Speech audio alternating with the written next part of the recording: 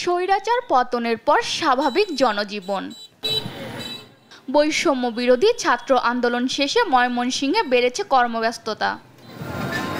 Police সদস্যরা কর্মবিরতিতে থাকায় মানুষের ভোগান্তি লাঘবে যান নিয়ন্ত্রণে সড়কে কাজ করছেন আনসার সদস্য ও স্বেচ্ছাসেবকরা।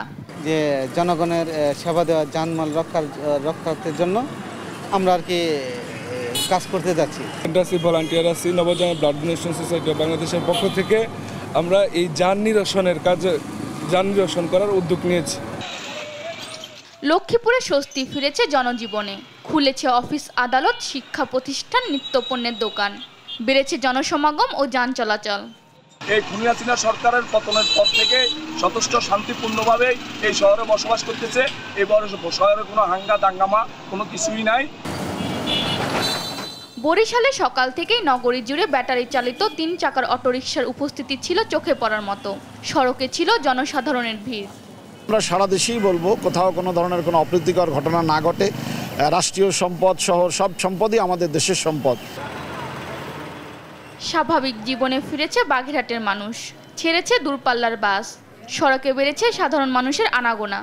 আমরা ব্যবসা বাণিজ্য সুন্দরভাবে করতে পারতেছি। দোকানপাট খোলা আছে, রাস্তাঘাটে লোকজন বাইরে আছে, গাড়িগুলো সুন্দরভাবে চলতেছে। ইনকাম ছিল না, এখন আস্তে আস্তে লোকজন বেরোতে পারতেছে। এখন আমাদের ইনকাম বাড়বে। খুলনায় রাস্তাঘাট বাজারে সাধারণ মানুষের উপচে পড়া ভিড়। সাধারণ মানুষ আনন্দ উৎসব পালন করছে নতুন এক স্বাধীনতার। আমাদের এলাকায় কোনো হিন্দুর বাড়ি বা কোনো আওয়ামী লীগ নেতার বাড়ি কোনো কিছু হয়নি। আমরা নিজেরাও থেকে মন্দির পাহারা দিচ্ছি। আল্লাহর রহমতে অনেক ভালো আছি। এই ফ্যাসিবাদী সরকারের পতন হয়েছে, স্বস্তি ফিরে এসেছে। আমরা এই পরিবেশ আমরা চাই। দেশের সকল অরাজকতা কাটিয়ে নতুন বাংলাদেশ গড়তে চায় দেশবাসী। সালমা জাহান, নিউজ ডেস্ক, দেশ টিভি।